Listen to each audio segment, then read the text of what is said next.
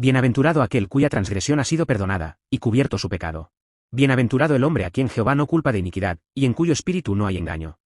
Aquí, estas palabras, transgresión, y, sin, significan, rebelión, crimen, y, pecado, y representan la condición de los seres humanos que no tienen más remedio que morir eternamente tras recibir el juicio de Dios. Es decir, se puede ver que desde que el ser humano pecó y fue condenado en aquel jardín del Edén, no conoce a Dios, no sabe cómo alabarle ni exaltarle, y vive cometiendo toda clase de maldades alejado de Dios. Un ser humano así, viviendo de esta manera, acaba muriendo y finalmente recibe el juicio de Dios por ese pecado, cayendo en medio del eterno lago de fuego del infierno. Sin embargo, Dios tuvo lástima y misericordia de estos seres humanos, envió a su Hijo unigénito a esta tierra y le hizo morir derramando su sangre en la cruz, por lo cual, a todo aquel que cree en esto, le perdona todos sus pecados y lo salva llamándolo justo gratuitamente.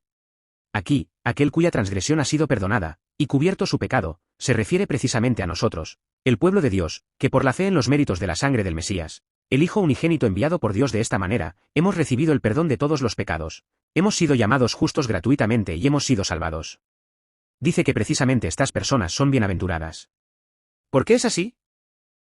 Porque los seres humanos somos tan corruptos y estamos tan caídos que no hay nadie que pueda alcanzar la salvación a través de su propia justicia, méritos o cumplimiento de la ley.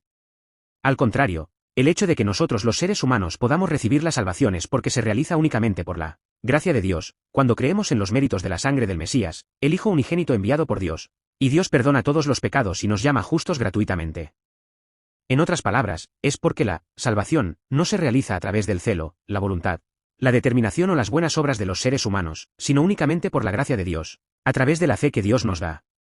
Por lo tanto, aquel que ha recibido la salvación únicamente por la gracia de Dios, sin haber trabajado en nada, es bienaventurado.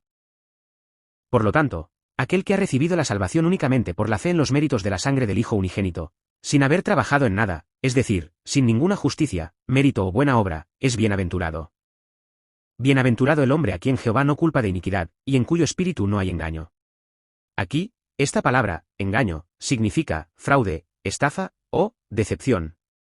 Por eso, una persona en cuyo espíritu no hay engaño, se refiere a una persona honesta que no tiene fraude, estafa o decepción en su corazón. Es decir, se refiere a una persona honesta que sabe reconocer y admitir que es alguien que no tiene más remedio que morir eternamente tras recibir el juicio de Dios a causa del pecado, y que sabe verse a sí misma tal como es. Por el contrario, se puede decir que una persona que tiene engaño en su corazón es una persona que se engaña y se defrauda a sí misma, o una persona que engaña y defrauda a Dios.